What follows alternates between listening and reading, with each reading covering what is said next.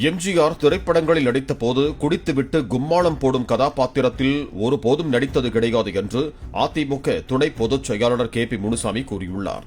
கிருஷ்ணகிரியில் நடந்த எம்ஜிஆர் பிறந்தநாள் விழா பொதுக்கூட்டத்தில் பேசிய அவர், குடித்தவனை கண்டித்து திருத்தும் கதாபாத்திரத்தில் நடித்த எம்ஜிஆர் எங்கே?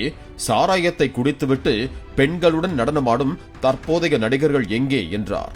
100 பேரை அடிப்பது போல படத்தில் ஷோ காட்டுபவர்கள் எல்லாம் அரசியலுக்கு வந்து என்ன செய்ய போகிறார்கள் என்றும் கே பி முனுசாமி கேள்வி எழுப்பினார். அப்படி ஏழ்மையில் இருந்த தலைவன் தன்னுடைய சுயமுயற்சியால் கலைத்துறையில் பயணித்து ஒரு உயர்ந்த இடத்திற்கு வருகின்ற பொழுது, அந்த வருகின்ற சூழல் வருகின்ற நேரத்திலே கூட கலைத்துறையிலே தன் கதாபாத்திரத்திலே வருகின்ற பொழுது பொதுமக்களுக்கு நல்ல அறிவுரை வழங்கக்கூடிய கதாபாத்திரத்தில் தான் புரட்சி தலைவர் எம்ஜிஆர் நடித்திருக்கிறார். குடித்துவிட்டு கும்மாளம் போட்டு பாத்திரத்தில் அவர் நடித்தது வரலாறு கிடையாது. குடித்தவனை கண்டித்து அவனை திருத்துகின்ற கதாபாத்திரத்தில் தான் புரட்சி தலைவர் எம்ஜிஆர் நடித்திருக்கிறார்.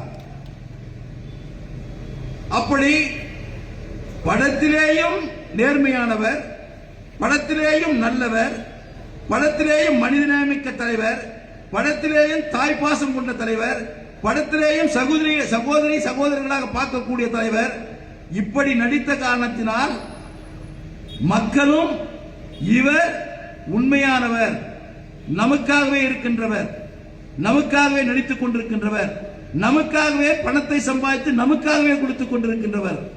எந்த நடிகனாவது கொடுத்திருக்காங்களா?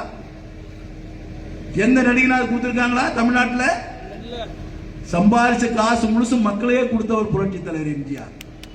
அதான் 8வது கொடைவள்ளல். எல்லாருமே எதிரி கூட இதில் தப்பு சொல்ல முடியாது.